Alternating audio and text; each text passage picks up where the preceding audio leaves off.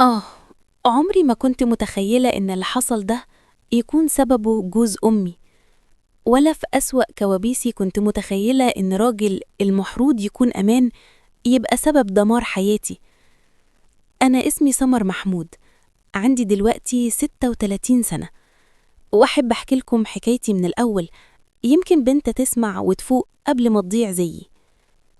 القصة بدأت وأنا عندي 18 سنة، بعد طلاق ماما من بابا بحوالي 4 سنين. ماما كانت ست جميلة شاطرة وقوية، بس القوة دي كانت من بره بس، من جواها كانت ست مكسورة شايلة حمل تقيل قوي. احنا كنا 3 عيال، أنا وأختي الصغيرة وأخويا كان لسه طفل. ماما كانت بتشتغل في تجارة الملابس، ربنا كان موسعها عليها، بس الفلوس عمرها ما بتعوض غياب السند. كانت دايما عصبية متوترة، مش بتعرف تضحك من قلبها ولا تحس إنها ست محتاجة حضن. وأنا كنت حاسة بيها، البنت بتحس بأمها حتى من غير كلام. افتكرت خالد ده كان زميل دراسة قديم لماما، كانت بتحبه قبل جوازها من بابا، وهو اللي سابها وقتها وقال لها إنه مش شايفها مناسبة ليه. ماما عمرها ما نسيته، يمكن سامحته بس ما نسيتهوش. السنين عدت وخالد اتجوز واتطلق أكتر من مرة وما خلفش، وفي الآخر بقى لوحده تماما. في يوم وأنا شايفة ماما بتدبل قدامي، جاتلي فكرة غبية بس كنت فاكرة إنها رحيمة. رحت لخالد في الورشة بتاعته وحكيت له عن ماما وعن وحدتها وعن إنها لسه فاكريه. سمعني بهدوء وقال جملة ما فهمتهاش وقتها: أمك كانت الحاجة الوحيدة اللي معرفتش أنساها. بعدها بساعتين لقيته واقف على باب بيتنا، ماما خرجت له من غير حتى ما ترتب نفسها، وأنا شفت في عينيه نظرة خوفتني، مش حب، سيطرة.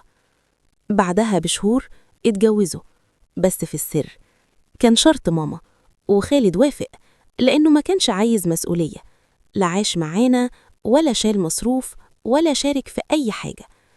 علاقة بلا التزامات، وكل واحد عايش حياته. السنين عدت، أنا اتجوزت طارق، أختي اتجوزت، أخويا كبر. فات على جواز ماما وخالد 11 سنة من غير مشاكل تذكر، لحد ما حياتي أنا انهارت.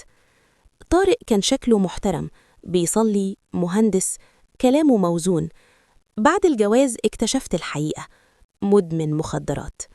حاولت أساعده، درست علاج إدمان، سكت، استحملت، خبيت.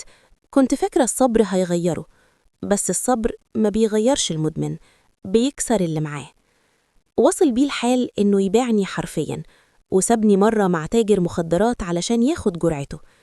رجع يعيط، سامحته، لحد ما دخل عليا ست غريبة البيت، نام معاها في أوضتي على سريري. ساعتها انتهيت، طلبت الطلاق، رفض. جريت على ماما، بس كانت مع خالد، وخالد كان محتاجها. رجعت البيت، ومن اللحظة دي بدأت حفلة العذاب: ضرب، إهانة، شتم. في مرة سابني غرقانة في دمي، دخلت المستشفى، ماما جت، عملنا محضر وكانت في صفي. بس بعد كام يوم ابتدت تتغير، لأن خالد كان بيضغط عليها، عايزها ترجع له. وفي يوم لقيته داخل عليا البيت ومعاه طارق، وقال لي بكل برود: إحنا اتفقنا، مفيش بنت مننا بتتطلق، كفاية فضايح. ما وافقتش، بس القرار اتاخد من غيري. رجعت لطارق، والضرب رجع أوسخ، لحد ما ضربني ضربة كنت هموت بسببها. الجيران كسروا الباب وهو قاعد يتفرج. لما ماما وصلت وخالد معاها، قال لها: سيبيها يومين وهتفوق، بلاش مستشفيات. ولما اعترضت قال لها: أنا زهقت منك ومن بنتك، هي سبب خراب بيتنا. ساعتها ماما فاقت، طلبت الطلاق وانفصلت عنه، وأنا كمان اتطلقت. اللي عمله خالد ما كانش حب، كان أنانية، كان خوف على نفسه، على راحته، حتى لو التمن بنت مكسورة. وسؤالي ليكم، للرجالة: هل ممكن علشان رغبة أو مصلحة تدمر حياة ست وبنت؟ وللستات: هل شايفة إن الأم غلطت لما سمعت كلام جوزها ضد بنتها؟ مستنية رأيكم في الكومنتات، وما تنسوش تشتركوا في القناة